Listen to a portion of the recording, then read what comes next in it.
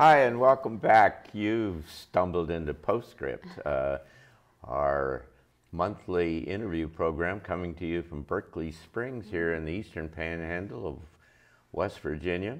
And I'm John Petersen from the Arlington Institute. And every month or so, we feature our speakers who come here for Berkeley Springs Transition Talks.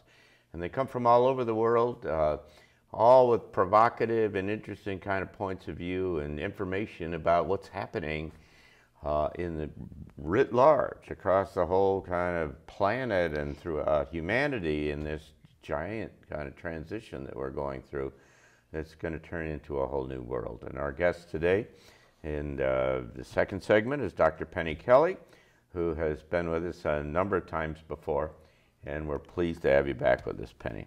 Good to be here. Yeah. And we were having a very interesting conversation about some of the underlying physics and other kind of things that you've been involved in that have given you, in part, a different kind of perspective and understanding of this whole kind of physical reality. And what we're going to talk about today, later at our presentation, by the way, is how that then translates into a larger perspective that has been communicated from a number of kind of other human, non-human kind of sources. Right. And maybe you can talk to us a little bit about that. Wow, that's a big, wide subject, but I think that there is one point that I would want to get across. It would be that there's a big difference between how the human sees reality and understands its function, and how advanced races see reality and how it functions. So here, for the human, we have this idea that, you know, God created the heavens and the earth and, you know, all of that. And, you know, for good girls and boys, we'll go to heaven when we die. And if we aren't, we'll go to hell. Yeah. Maybe, if we're good. Oh, yeah, right. So, and that there's somebody out there watching over us and listening to our prayers. Right. Okay, that's a major underlying assumption for a lot of humans. Even, it doesn't matter whether they're Christian, Muslim, or Jewish. Right. That assumption is there. Right. And then there's the advanced races. And, you know, they don't have that idea of God, heaven, hell. And the somebody out there watching over us is yourself.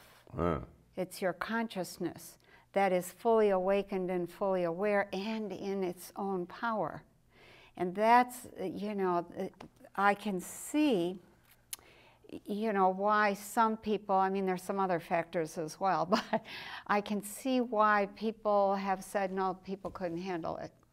You know, they couldn't handle the idea that this idea of God that's been fed and Adam and Eve and all that, well, it's a story. Well, what you're kind of poking on here is the essential character of this period of time that we're in here, and that is that in multiple dimensions across almost anything that you can look at, right, you've got major kind of change happening, the likes of which have never been seen in history, the rate of change. And what it's doing is exposing a whole new understanding of history, which says that our history and have we been taught is all wrong. Yeah. It's exposing new things in physics and other areas of science. Yeah. Like we talked about in the earlier segment about how your mind controls your biology and so on, right, epigenetics, and this is all emerging in other kind of ways. You've got new breakthroughs in energy. I'm giving a talk next week, a week after next, about a new energy conference where you're making energy out of the air and so on. And so all what you've got is a writ large scale, kind of a wholesale kind of reconfiguration and an emergence of a whole new thing. And an integral part of that is this notion that that we're part of a larger kind of reality, and we're not the only ones out here playing in this kind of space. And this is really big stuff. I mean, about who we are and who, as a species, and how we think of ourselves, and like you were just starting to say, is that you know, we've got all this history we bring along about who we think we are, and it's a lot of baggage. Yeah. It's a lot of baggage. And I've wondered from time to time, was this whole story of, you know, the Adam and Eve thing and the gods and the angels, you know, was that there for us to have something to believe in until we could believe in ourselves? We are the gods.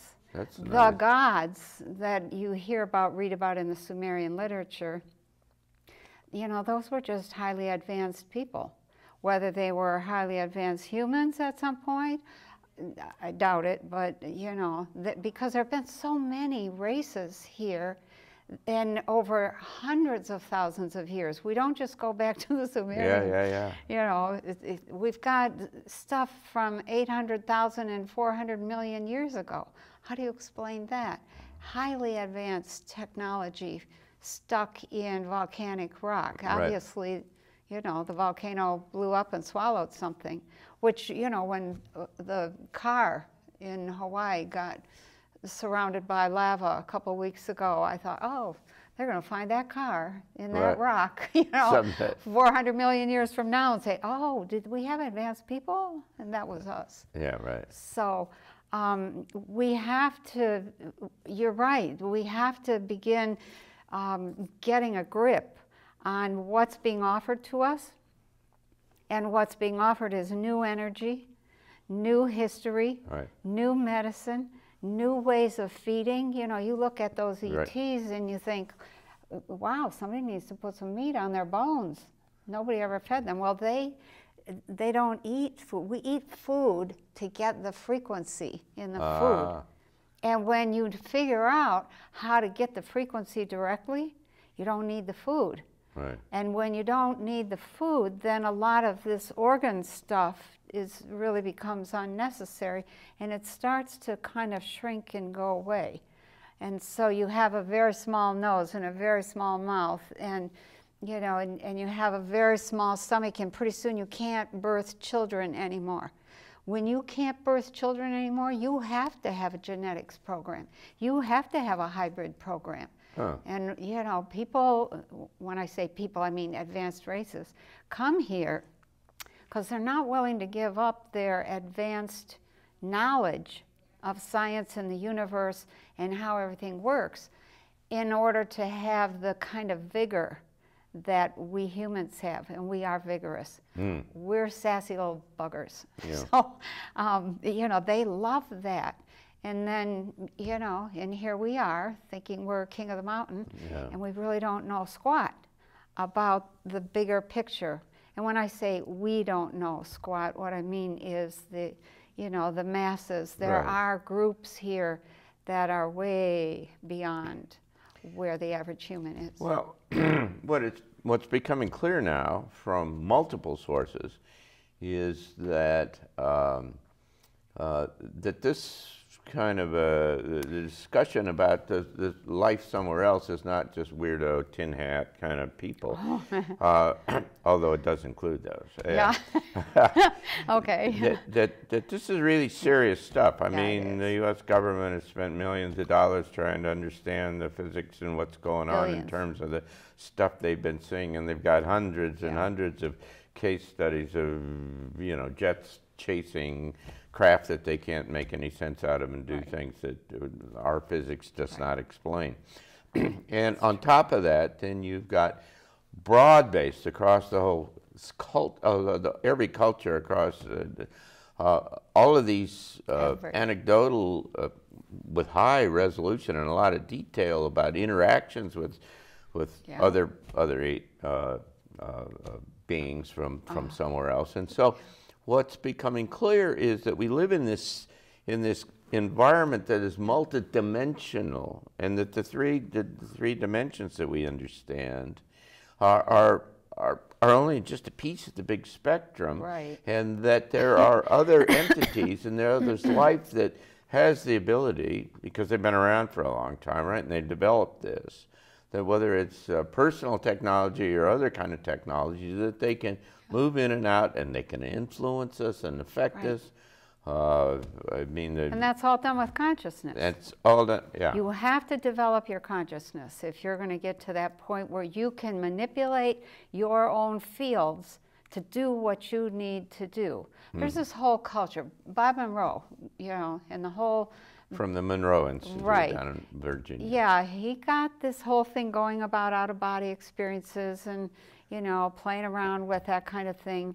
And I think... Just for our viewers, the Yeah. Monroe Institute uses hemisync, which is binaural beats, different sound in each ear. And what it does is entrains your mind, Yeah. your brain, and you can move it to different levels of consciousness. And when you get up there, then you can see and you can experience these kinds of things. Literally what happens with frequencies is if you have this frequency and it doesn't really jive with this one, you put the two together and they're either going to do a destruction of one another or they're going to create this secondary frequency that only appears, called a binaural frequency. It's a beat frequency. Yeah, and it's a frequency that your brain might not normally produce. Right.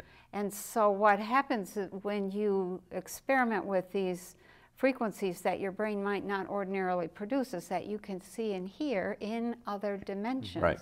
So, so when you get this whole what I'm going to call this frequency thing going, and you start to really roll that out, the potentials for us as humans are astounding.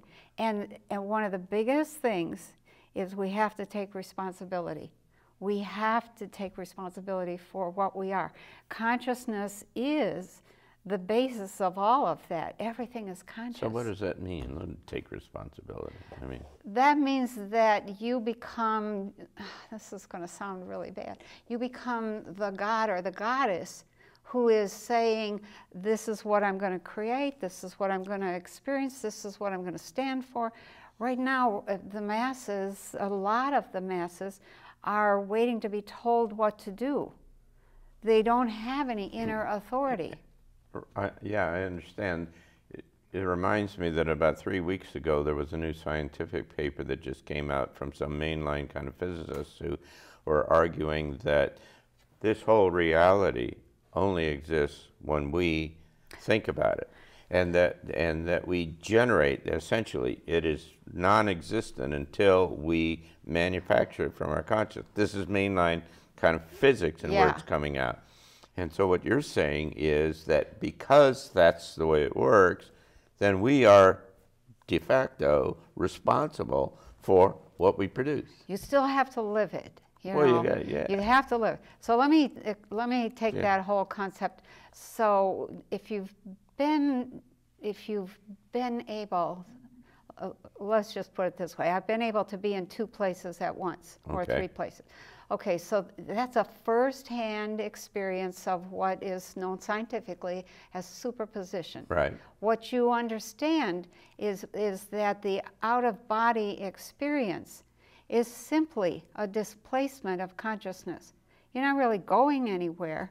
And once you understand that it's a displacement over here or over there, and you begin to be able to hold all 3 of those at one time, you discover they're similar in some ways, or they are energetically linked. You begin to understand the language of energy, and you begin to realize that if you exist here, that there are versions of this, that you exist in all possible states.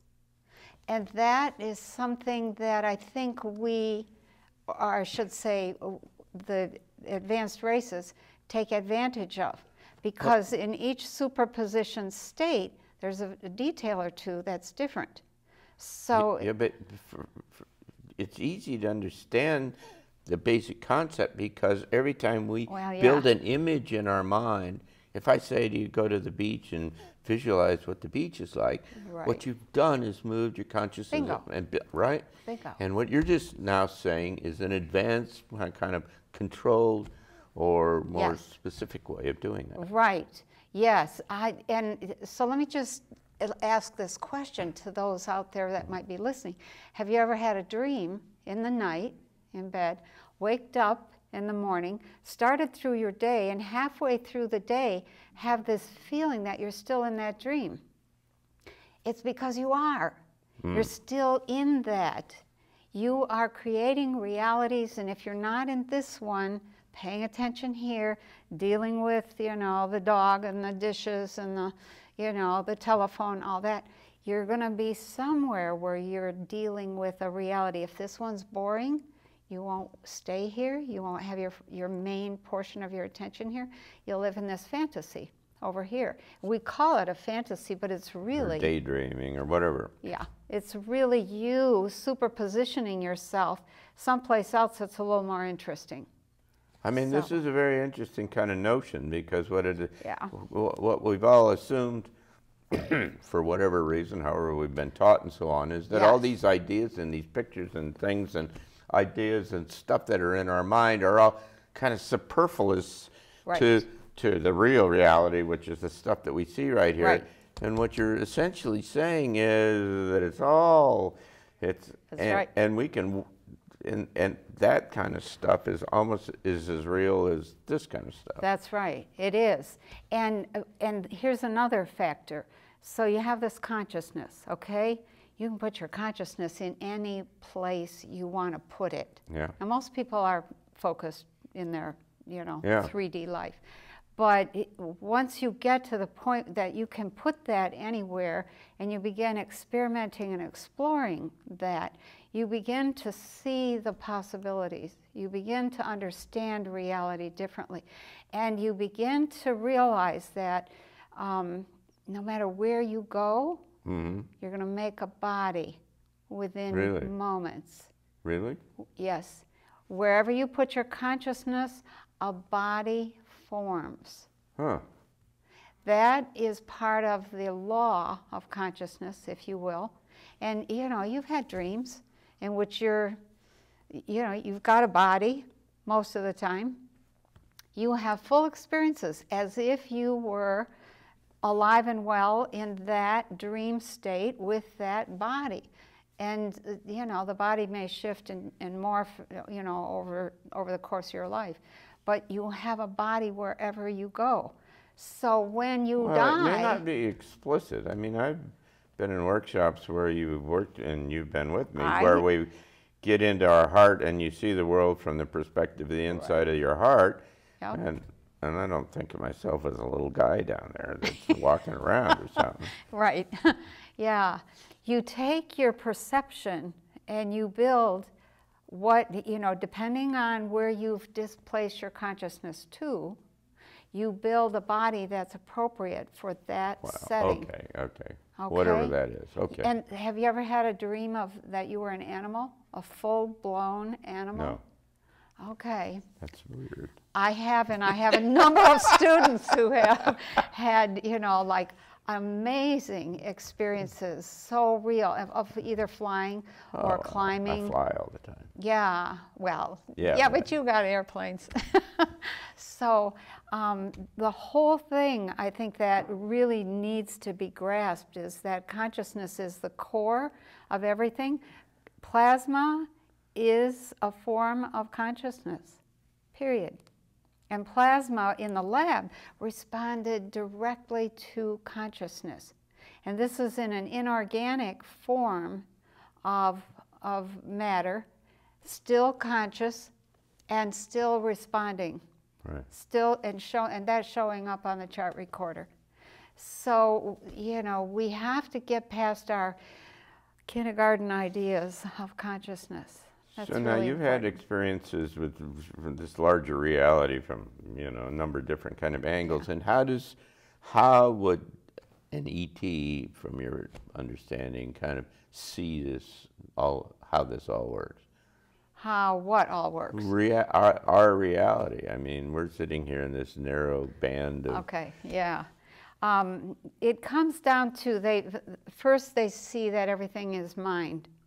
Okay. And then that, you know, that mind, when it individualizes, and you said something a few minutes ago, you get these concentrations of frequencies. Those self-organize to the highest level of function and form that amount of energy can produce. Huh. So that then, you know, becomes a conscious functioning entity of one sort or another.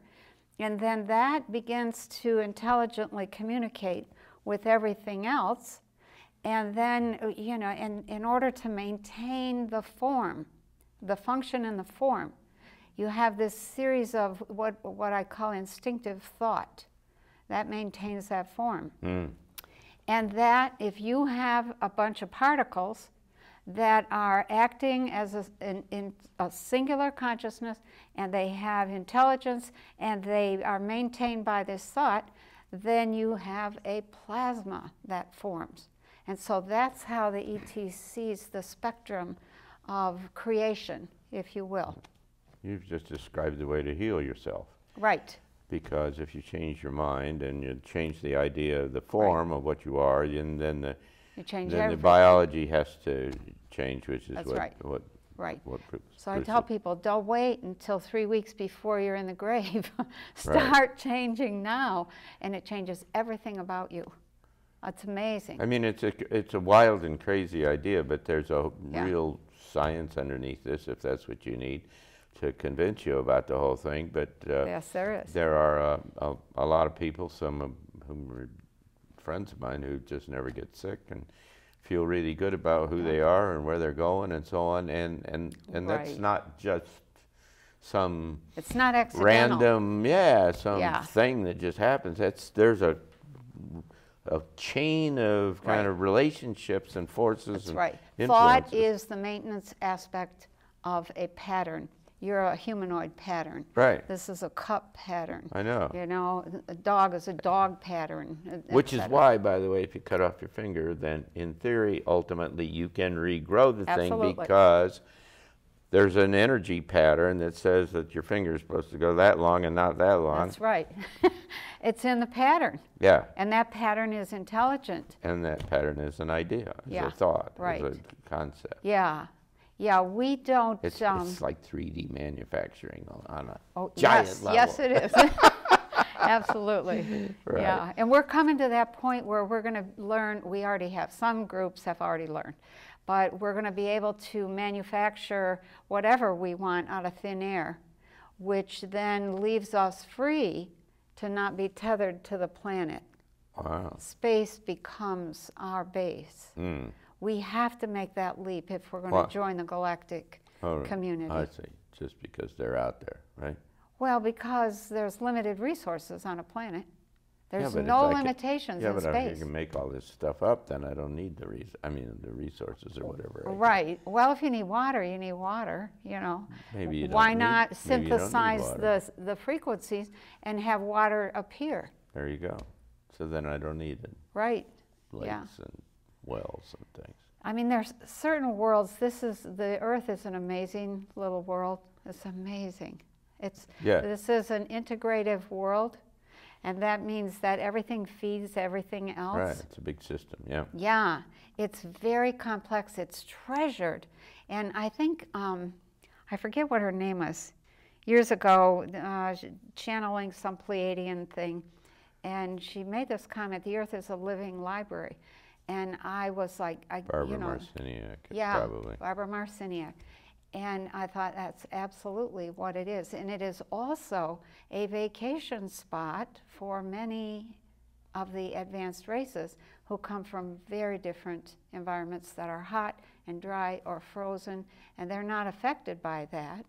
But they come here, and it's the physical delight, the delight of the forms and the interactions is astounding, and they love that interactive experience of this as their vacation spot. This is their Cancun. Their Cancun. Yeah. Okay. As crazy as it is for us. So we're in Mexico? Yeah, no. We're on Earth. Oh, I see. Yeah. It's a different way. I mean, they do the difference. So what do they? We don't have much time here, but so what's the future? What's the next couple, 3, 5 years? What do you think?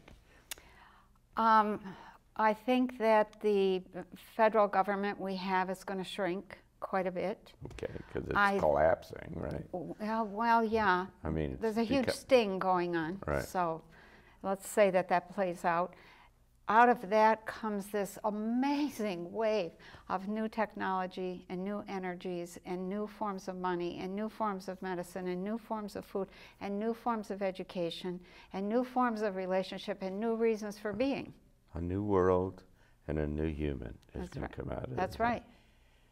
Absolutely. And that is going to have to be the subject of another conversation. Okay, yeah. Because we're out of time. Okay. And it's really too bad because this is fascinating and Yeah. there's a lot can go here. But we have touched on some things here that start to expose the fact that there is a whole new world that's emerging here.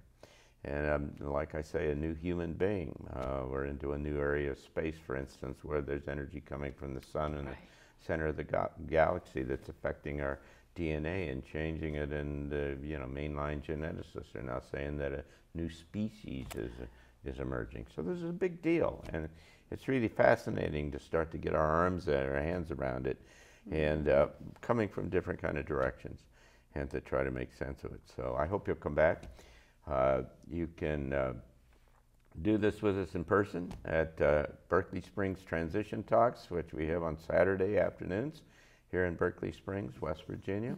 And you can see the lineup. We've got Dr. Bruce Lipton coming, who is a world-famous, wonderful cellular biologist who is the father of epigenetics, as it's understood right now. And he'll be with us in September, and in October, Dr. Eben Alexander, who was a neurosurgeon who died and went to heaven, was gone for, I don't know, 30 minutes or something, and wrote the New York Times best-selling book about Proof of Heaven. So it's a wonderful kind of lineup, and we hope you'll come in. And you'll visit us again on Postscript here, where we'll have in-depth conversations with these good people. So I'm John Petersen from the Arlington Institute, and we're glad that you've been with us, and I hope you have a very good day.